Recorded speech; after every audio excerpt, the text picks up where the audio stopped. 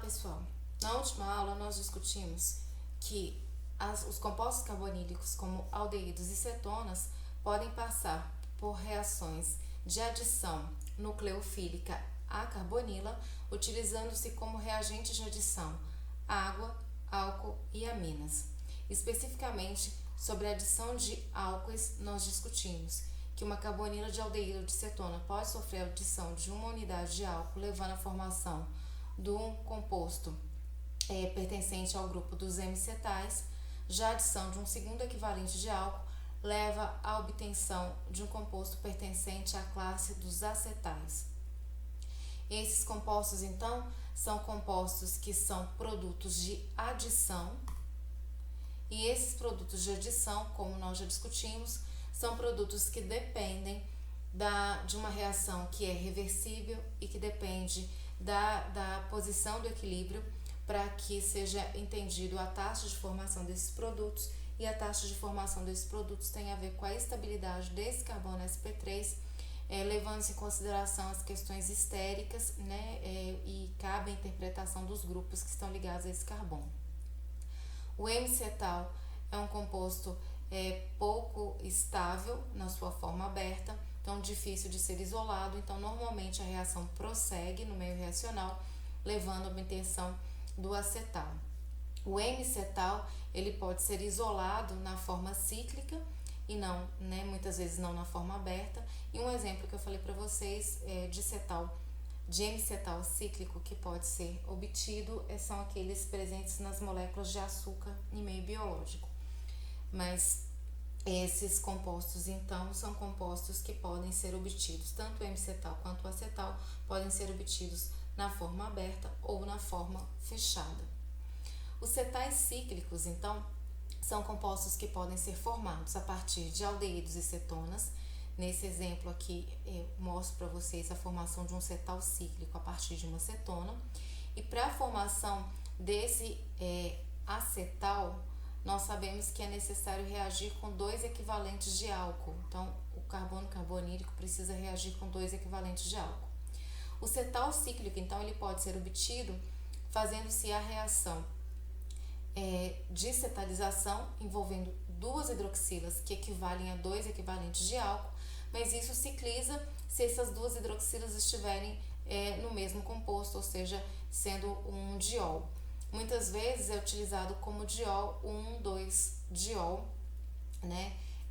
são compostos usados, então 1,2-diol, e utilizados traços de ácido para efeitos catalíticos.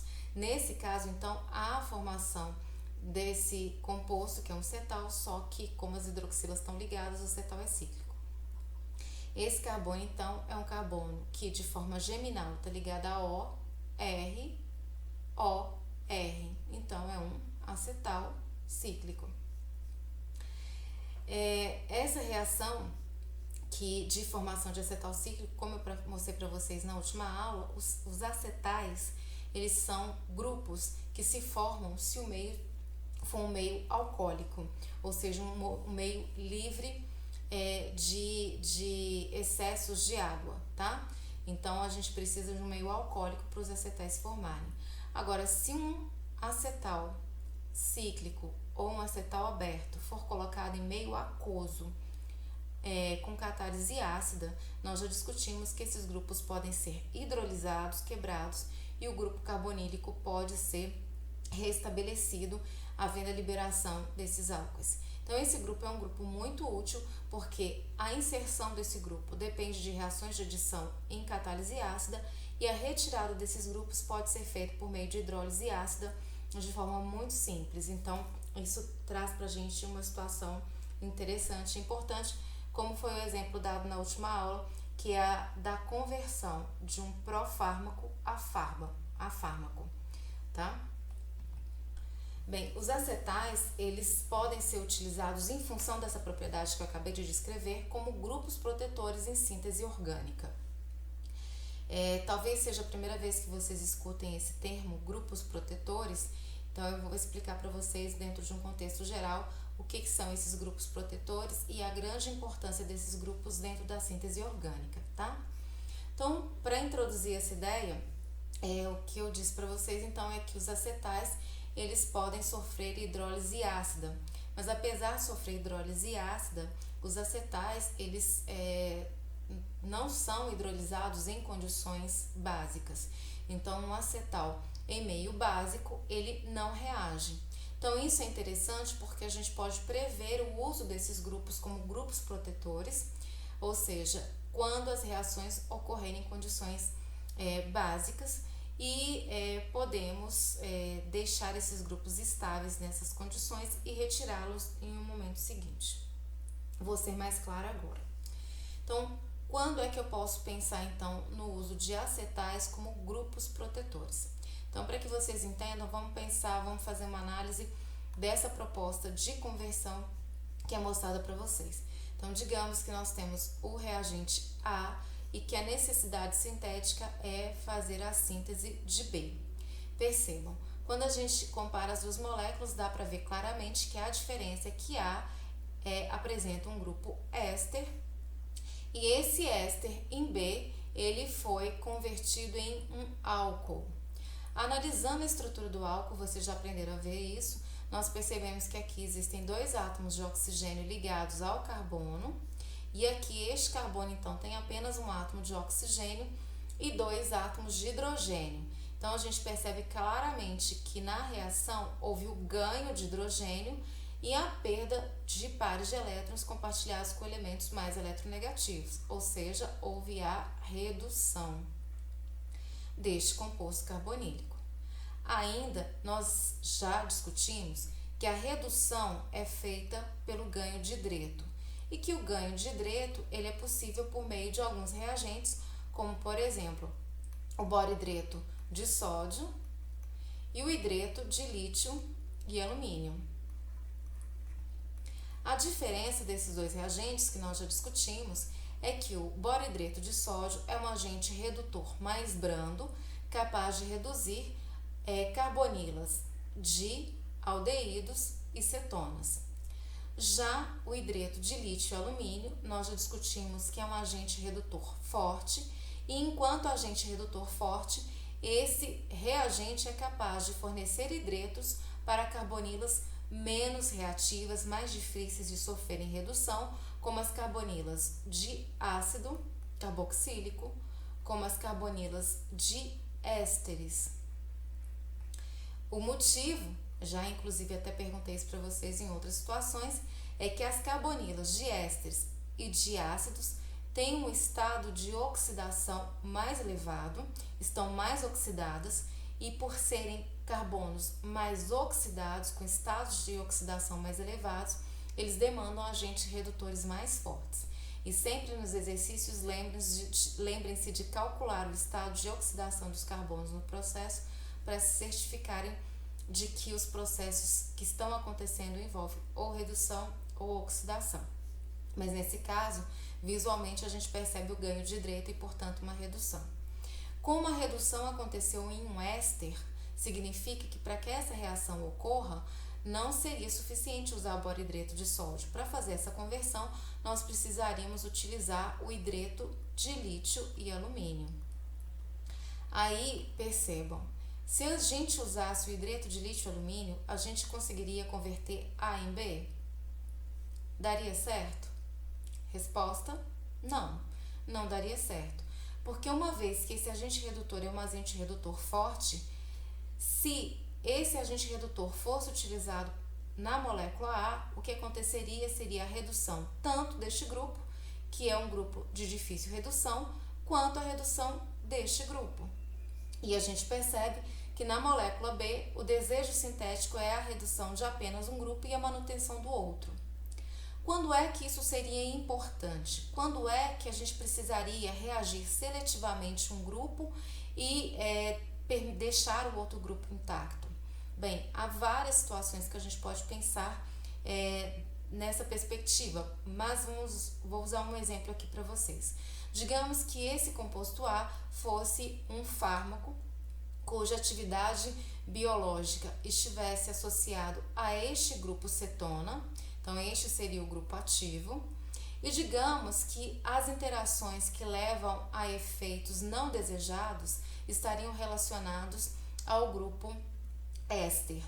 Então, um químico ou um farmacêutico ou um engenheiro químico poderia, neste momento, tentar propor protótipos de alterações estruturais onde fosse feita a manutenção do grupamento ativo responsável pela atividade biológica e fosse feita a alteração do grupo que estaria relacionado com atividades não desejáveis. Então, para isso, seriam propostas rotas de síntese para essa modificação deste grupo e na tentativa de manutenção do grupo relacionado com a atividade. Essa proposta de alteração poderia estar relacionada não só com efeitos adversos, mas poderia estar relacionado também com o aumento da potência da atividade. Então, moléculas mais ativas poderiam ser conseguidas mantendo um grupo funcional e propondo outros grupos funcionais para verificar se a alteração de um segundo grupo levaria a interações mais fortes com os receptores biológicos. Tá, então como é que isso poderia ser feito? Nesse caso, o que pode ser feito então é para que esta carbonila reaja e esta aqui, que estaria relacionada a alguma atividade que a gente quer manter, não reaja, este grupo precisaria ser protegido. Então, nós usaríamos um grupo protetor para proteger este grupo, um grupo que reaja seletivamente com esse grupo, deixe este grupo livre para que possa sofrer a redução.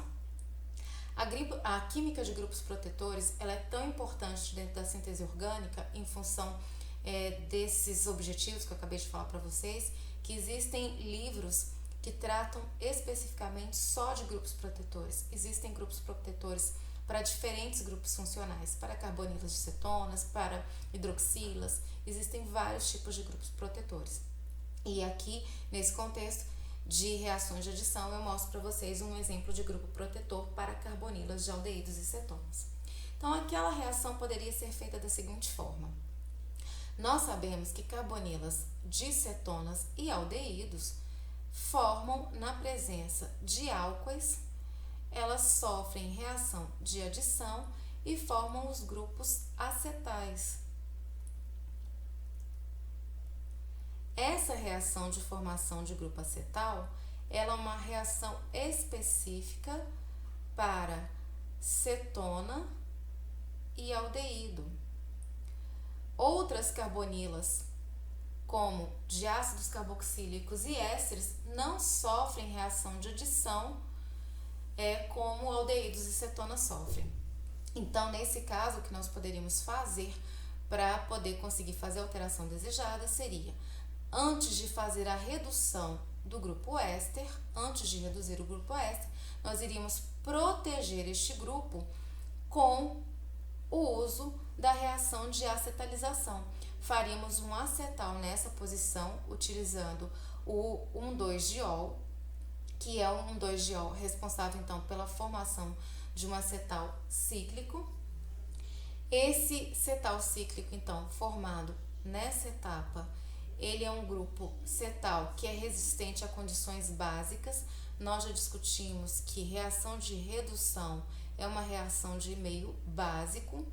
Então, uma vez que for feito o cetal nessa posição, nós poderíamos manter esse cetal em condições básicas, adicionar o hidreto de lítio e alumínio depois que o acetal está pronto. A reação de redução ocorre. Nessa reação de redução, vocês já sabem que a última etapa é a protonação desse grupo, isso é feito pela molécula de água. E no final, a gente tem a liberação do produto com a hidrólise do acetal, que a gente já discutiu que essa hidrólise é uma hidrólise possível quando a gente usa água e ácido, ou seja, uma solução aquosa de ácido forte. E aí a hidrólise liberaria o composto carbonílico novamente. Então, o cetal cíclico é um exemplo de grupo protetor, porque o cetal cíclico, então, ele deixa a carbonila na forma de um outro grupo funcional, que é o acetal, e este grupo funcional não é um grupo funcional que reage em meio básico.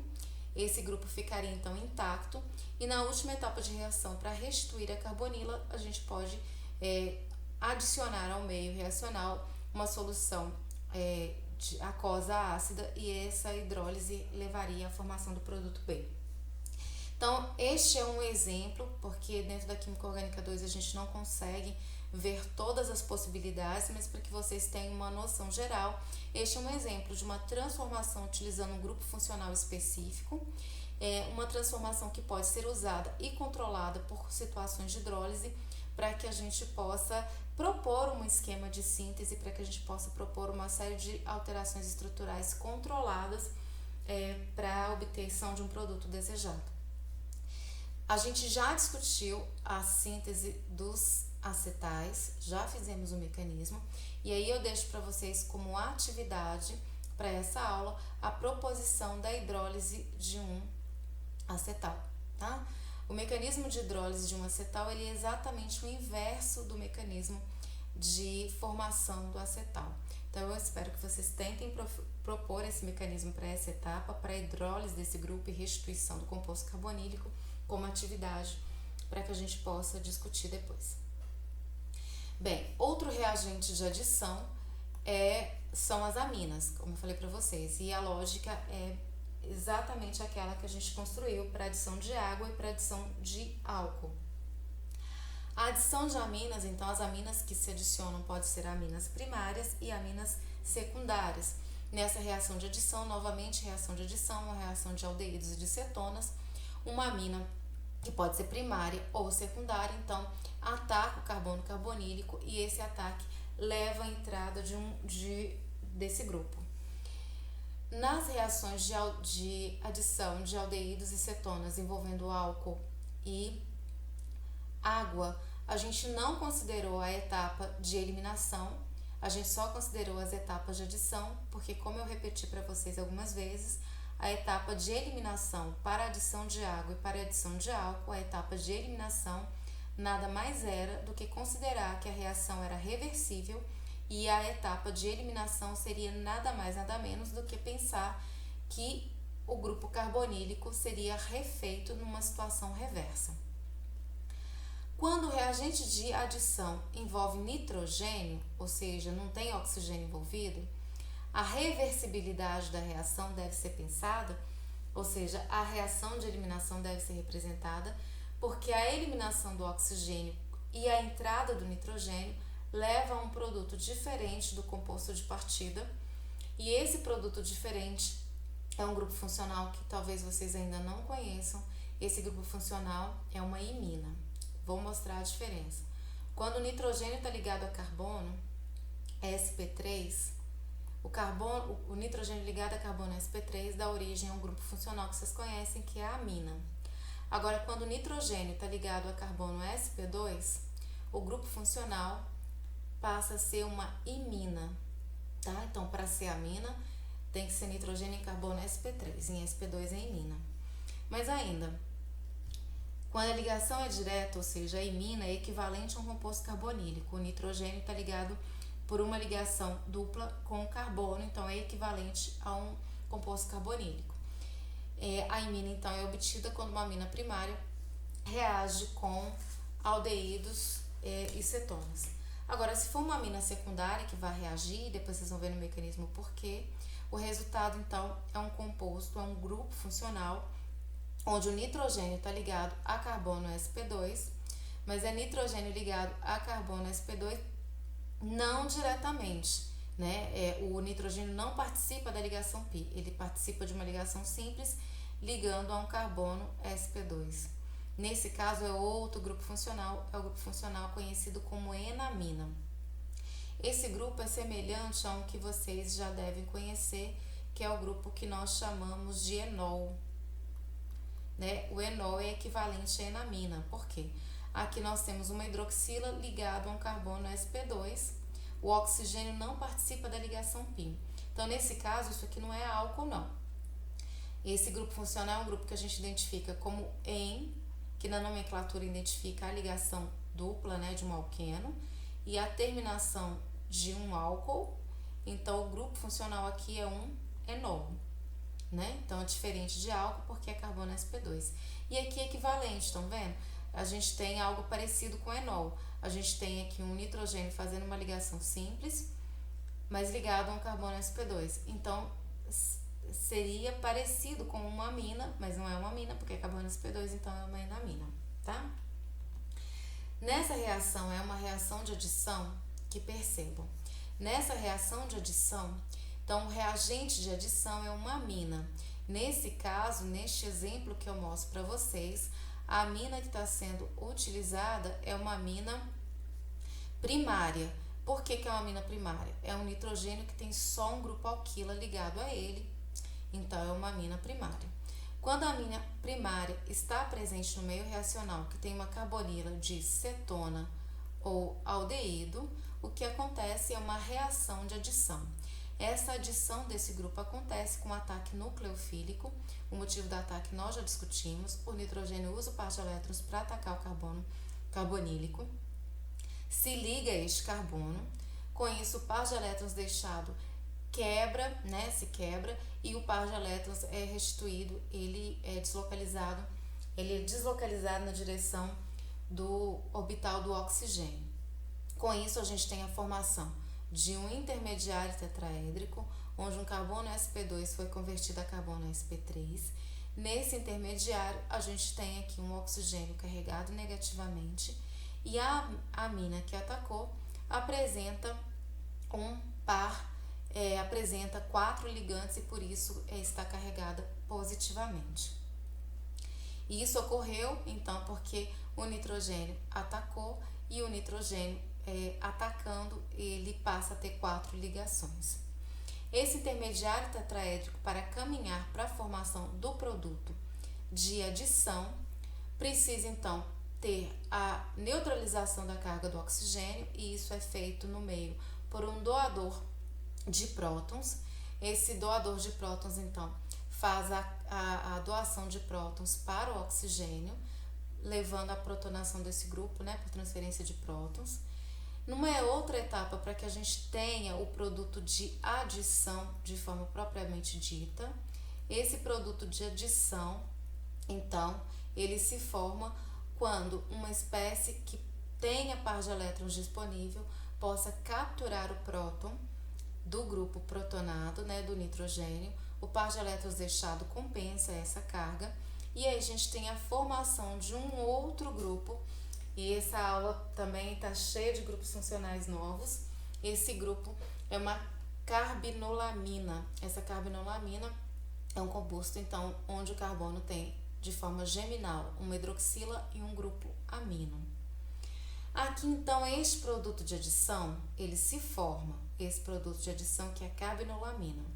Mas como eu discuti com vocês no início da aula anterior, esse carbono, quando ele tem geminal, 2 grupos contendo pares não ligantes, esse composto tem um carbono sp3 que não é tão estável em função de questões estéricas envolvendo aqui átomos com pares não ligantes que acabam interferindo no ângulo tetraédrico desse carbono, levando a interações repulsivas. Então, o que ocorre é que essa adição, esse produto de adição que se formou, ele não para aqui, ele caminha para a eliminação de um destes grupos. Ou seja, quem é que está desestabilizando aqui? É o oxigênio com seus pares não ligantes, é o nitrogênio com seus pares não ligantes. Então, a reação vai caminhar no sentido de eliminar um desses dois. Pensem comigo. Quem atacou é o nitrogênio. Então, ele é a novidade, ele é um grupo novo.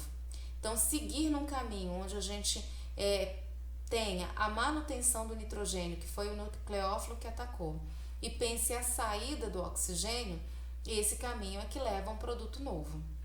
Mas nada impede que o oxigênio use os pares de elétrons para fazer com que o nitrogênio saia e o oxigênio permaneça.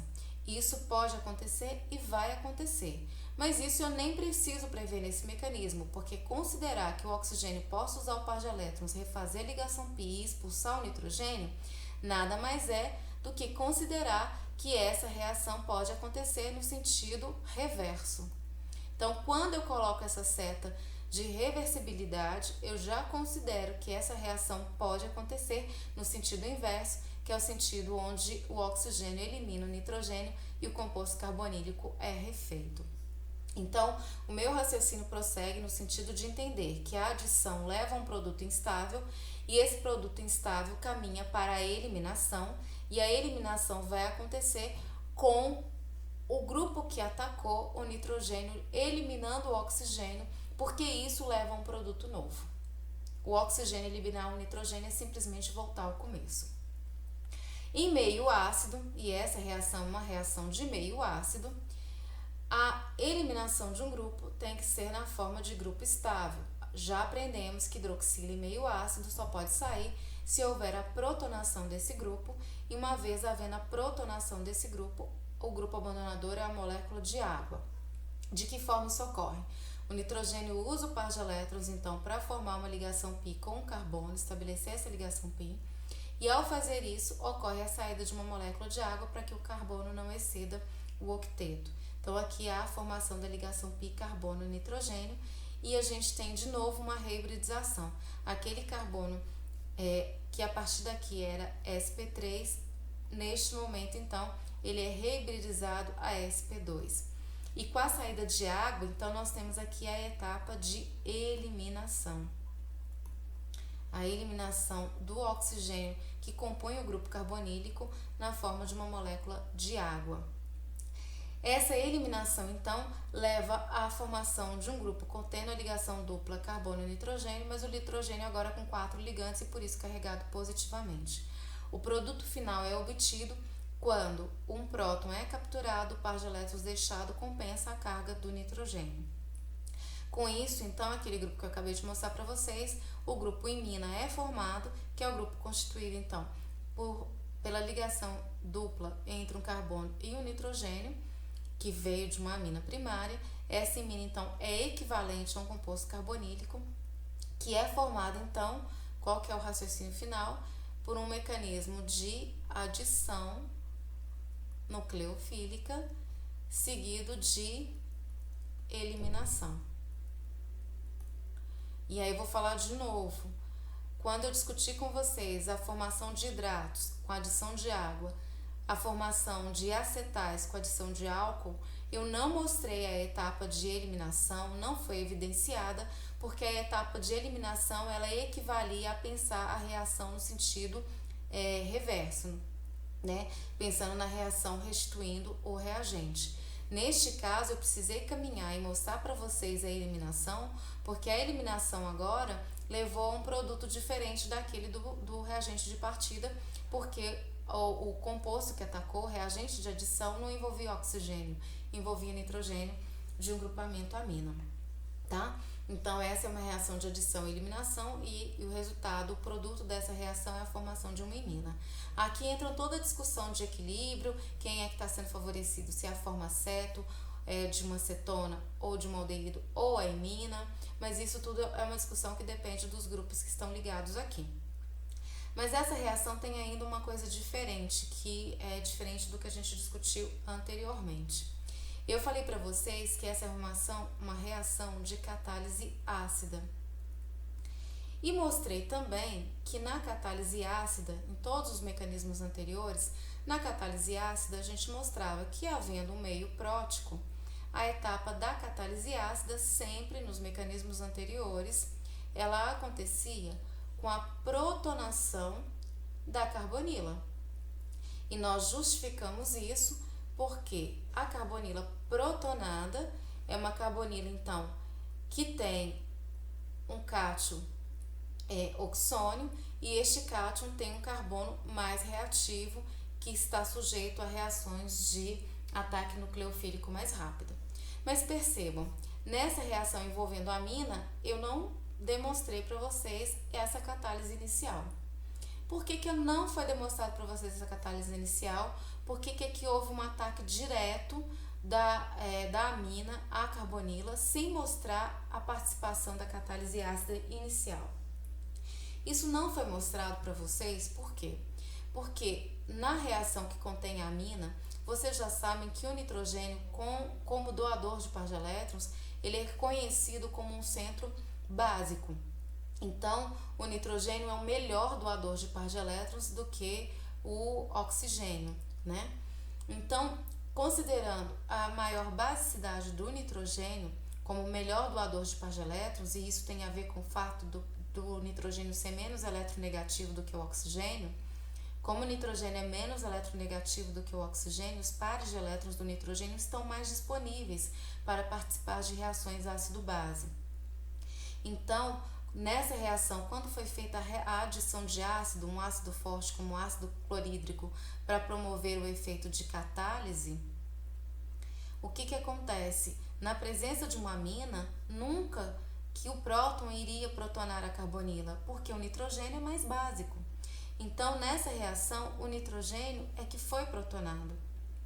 Então, na ionização do ácido forte, que tem efeito de catálise, o nitrogênio captura o próton, libera o cloreto como base conjugada e ocorre a formação do íon amônio. O íon amônio, então, passa a ser a espécie doadora de par de elétrons no meio reacional. Então, vamos lá. Por que isso ocorre? Como eu falei, isso ocorre porque o nitrogênio tem esse caráter básico maior do que o oxigênio. Então, em vista disso, é muito pouco provável que uma cetona seja protonada, porque cetonas protonadas são espécies altamente ácidas, pKa em torno de -7. Ou seja, uma cetona protonada, que é o que eu representei aqui para vocês, tem pKa aproximadamente -7. Ou seja, um pKa próximo ao pKa do próprio ácido clorídrico, né? Então, na presença de amônia, a espécie envolvida, né, vai ser sem dúvida o íon amônio e não a carbonila protonada. Então, a concentração de cetona protonada é, portanto, desprezível nessas condições e é improvável que ela consiga, na forma de uma carbonila protonada, ser um intermediário dentro desse mecanismo de reação. Outra informação importante, a partir dessa informação que eu trago aqui para vocês, de que quem protona é o nitrogênio. Aqui então, quando é representado aqui para vocês um HA+, né, como a espécie doadora de prótons para todas as etapas, então quem é essa espécie doadora de prótons em todas as etapas? A espécie doadora de prótons é o íon amônio, em função disso que eu acabei de falar para vocês. Então, a amônia participa aqui de duas formas. Quando é para capturar prótons, a amina. Quando é para capturar prótons, quem captura o próton é a amina.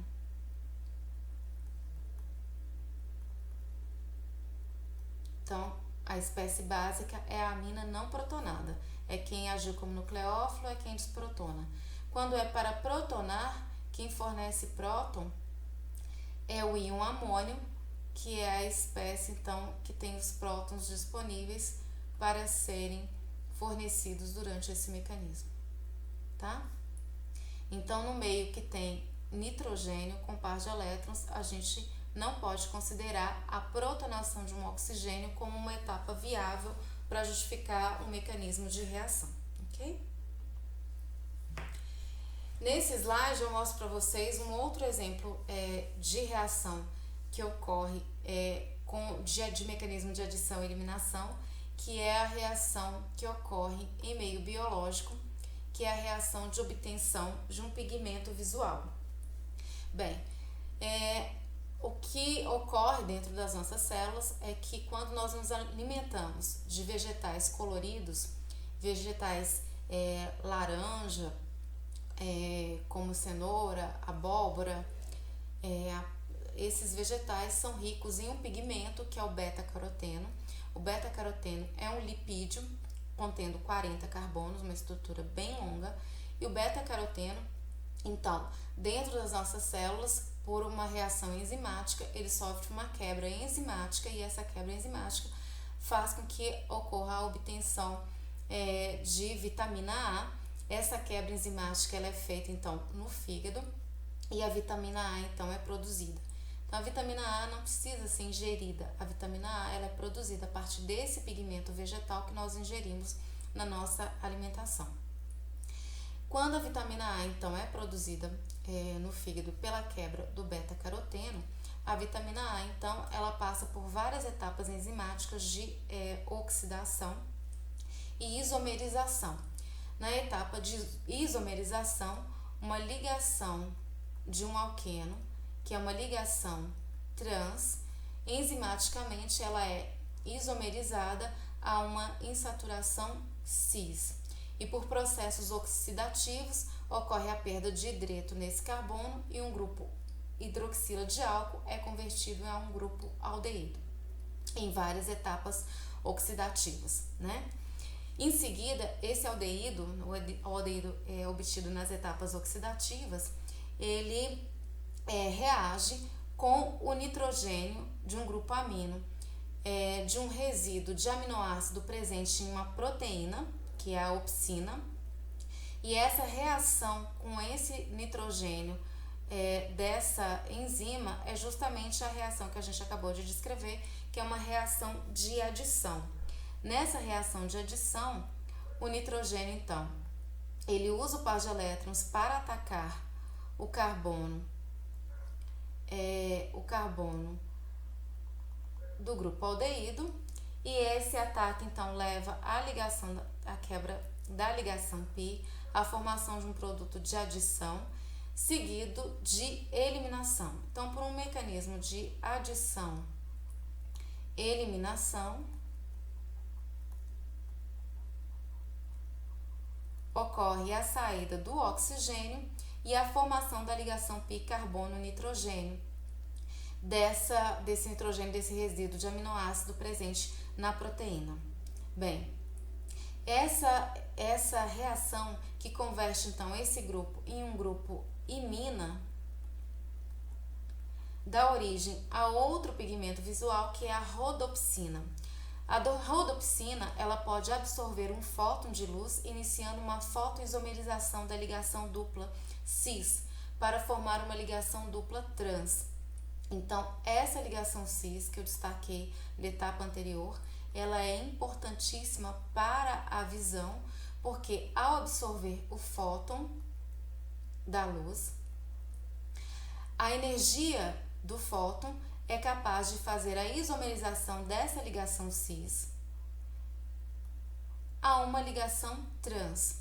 Essa isomerização, essa alteração na configuração dessa ligação faz com que a geometria da molécula mude. Percebam, quando a ligação é trans, a molécula ela é linear, ela tem uma maior área de superfície.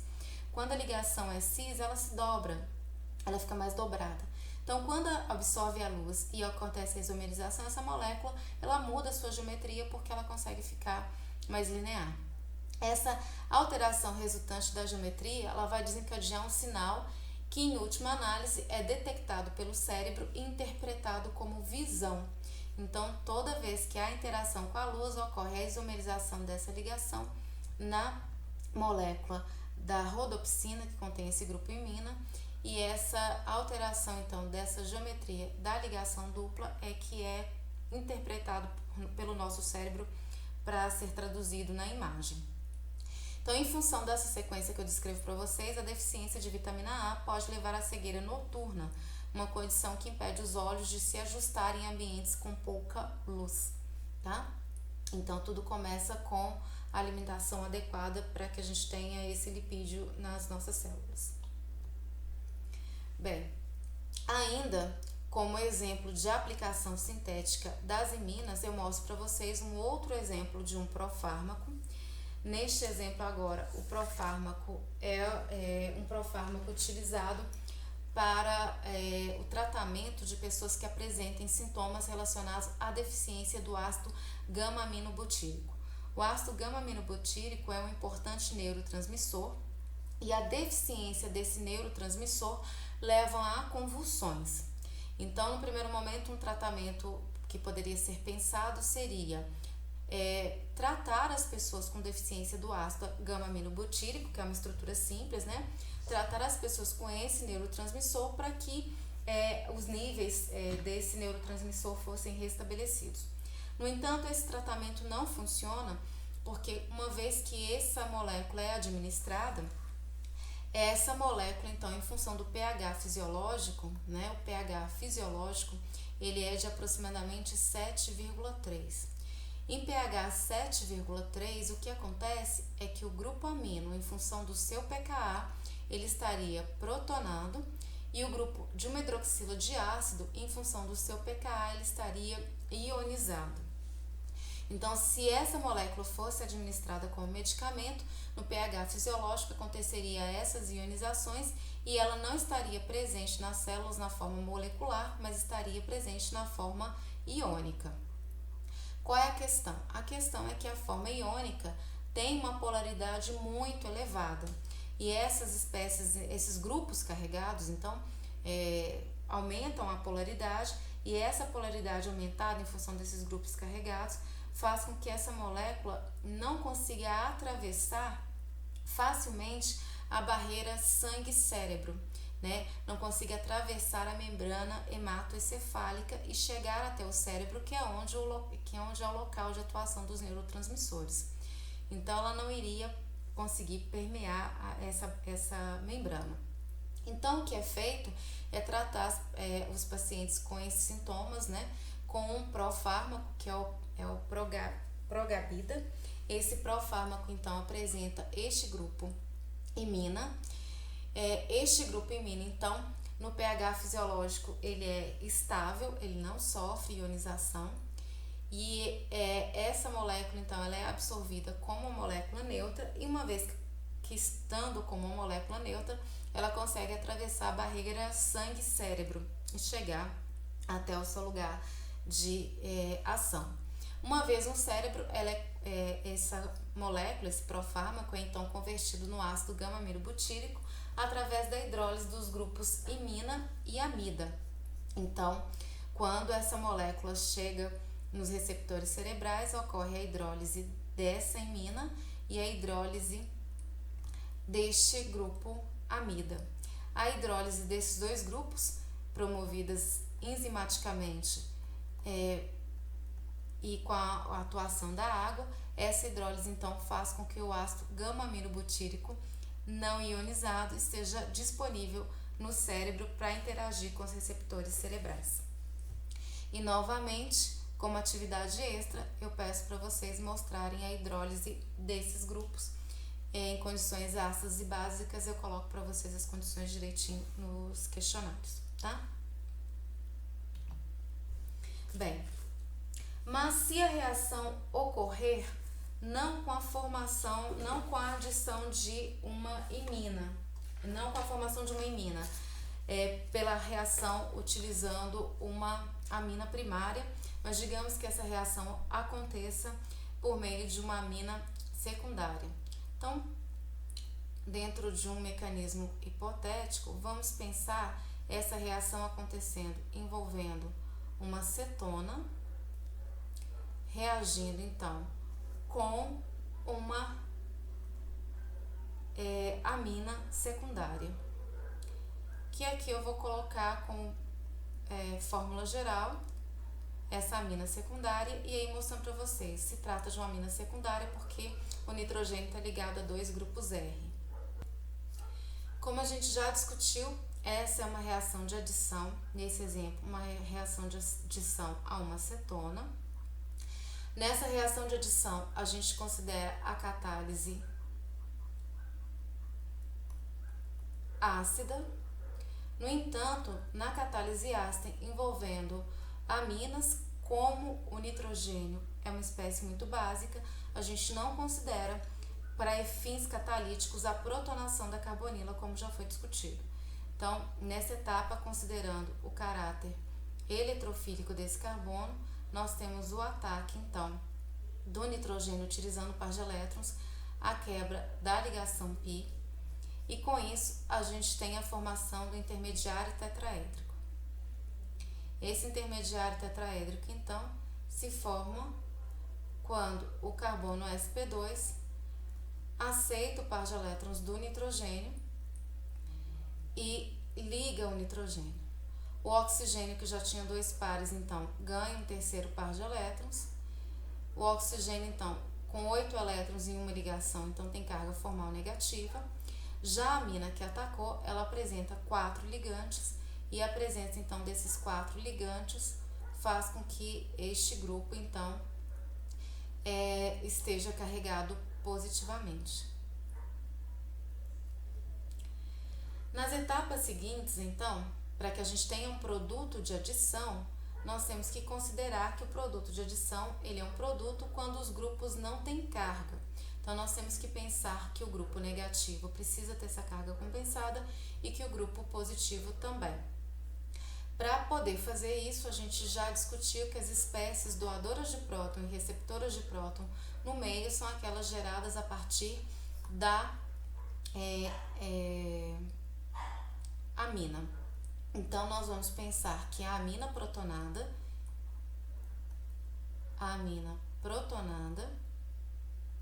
na sua forma carregada,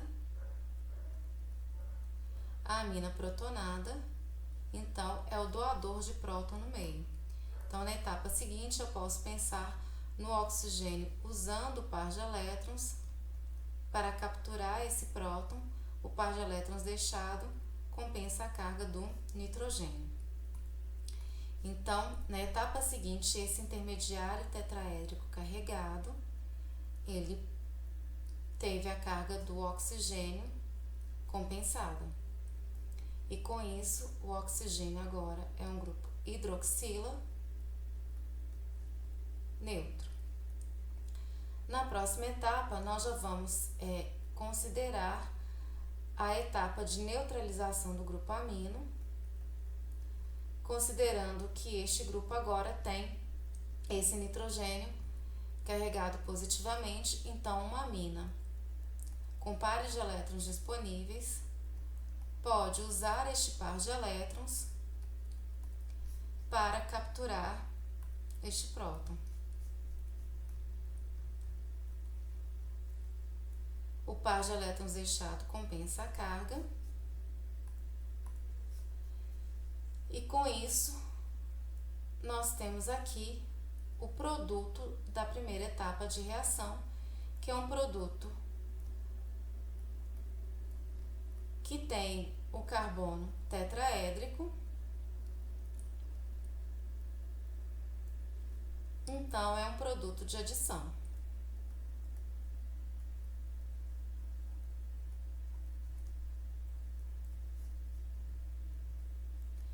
Nessa etapa aqui, a gente teve a saída da amônia não protonada.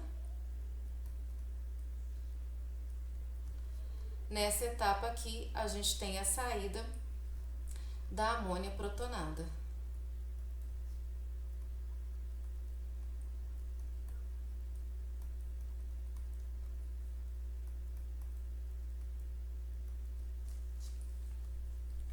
Esse, então, é o produto de adição desse mecanismo, porque nós temos, nesse caso, um produto que tem um carbono sp3, então, é a hibridização de sp2 para sp3, então, um produto de adição à carbonila. Já discutimos, então, que esses grupos, em função desse carbono contendo esses grupos volumosos, esse grupo alquila, não é estável o suficiente, então a reação prossegue no sentido de eliminar um desses grupos.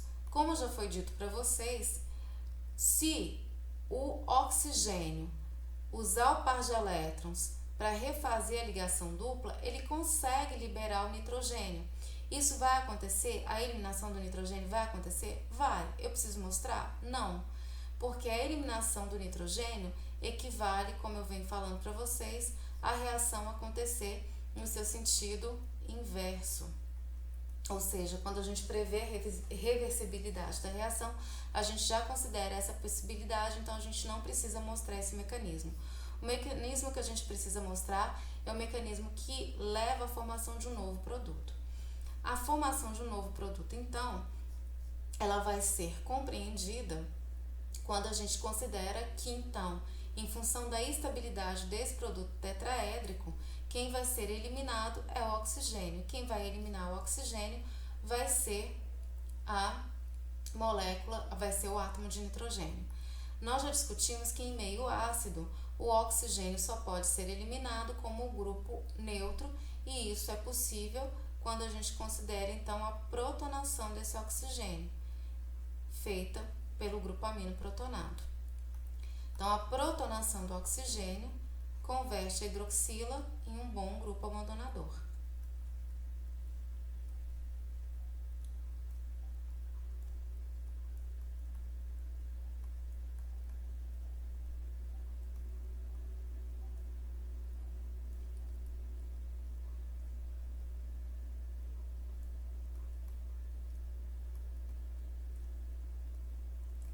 Quando esse composto, o produto de adição instável, tem um bom grupo abandonador, a saída desse grupo acontece com a assistência do par não ligante do nitrogênio, que é utilizado para formar a ligação π carbono-nitrogênio. Nesse momento acontece a saída então da molécula de água como grupo abandonador. Quando ocorre a saída da molécula de água, a gente tem a formação então de um intermediário onde há a ligação π carbono-nitrogênio.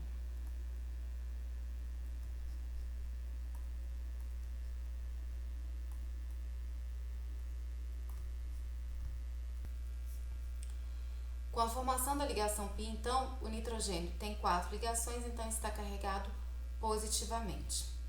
E aqui nós já sabemos que esse não é um produto ainda, mas é um intermediário da etapa que seria a etapa de eliminação, onde aconteceu a eliminação de uma molécula de água. Então aqui a gente percebe que a eliminação precisou ser mostrada, porque a eliminação leva a um produto diferente do reagente de partida. Então a gente tem aqui um mecanismo de adição, eliminação. Mas esse ainda não é o produto final por um motivo muito simples. Esse nitrogênio tem carga e o produto final de uma reação ele tem que ser estável, então ele tem que ser eletronicamente neutro. Qual é a diferença aqui em relação ao mecanismo de formação das iminas? A diferença é que a imina é formada a partir de uma amina primária e essa amina primária tem prótons que podem agora ser captados pelo meio e essa carga é compensada. Neste exemplo, a gente percebe então que partindo de uma amina secundária, o próton que essa amina tinha foi o próton perdido nessa etapa. Não tem mais próton. Então agora a questão que eu coloco para vocês é como neutralizar esse intermediário para ter um produto final. Aqui a alternativa é pensar que não há próton ligado diretamente ao nitrogênio, mas existe próton ligado na posição que a gente chama de posição alfa ao carbono, que equivale a um carbono carbonílico. Então, o que isso significa? Esse próton alfa, ele é um próton que tem uma acidez considerável. Qual é o motivo dessa acidez desse próton? O motivo da acidez é que o nitrogênio é mais eletronegativo do que o carbono, então desloca pares de elétrons por efeito indutivo na direção dele, tornando esse carbono um carbono parcialmente positivo. Esse carbono, ele exerce, em função desse caráter positivo e desse nitrogênio ligado a ele, o nitrogênio exerce um efeito retirador de elétron que se estende às posições que não só aquela que está ligada diretamente a ele. Então, ela impacta no próton também. Então, esse próton tem uma acidez em função da proximidade desse nitrogênio. Então, isso significa que uma outra molécula de uma amina, utilizando o seu par de elétrons, pode utilizar este par de elétrons para capturar este próton. E uma vez que este próton é capturado, o par de elétrons deixado é utilizado para formar uma ligação π carbono-carbono. E nesse momento a ligação π se deslocaliza para que o carbono não exceda o octeto e compense a carga positiva do nitrogênio. Ou seja, com esse ataque, a gente tem a formação de uma ligação π carbono-carbono e este carbono, então, está ligado ao nitrogênio, que não está mais carregado, recebeu de volta seu par de elétrons. Então, com isso, a gente tem aqui um nitrogênio ligado a um carbono sp2, ou seja, a gente tem outro grupo funcional, que é o grupo funcional enamina. Então, a enamina se forma a partir de aminas secundárias, em função da impossibilidade de neutralização dessa espécie, porque é uma espécie que não apresenta prótons adicionais em sua estrutura, permitindo a neutralização dessa forma.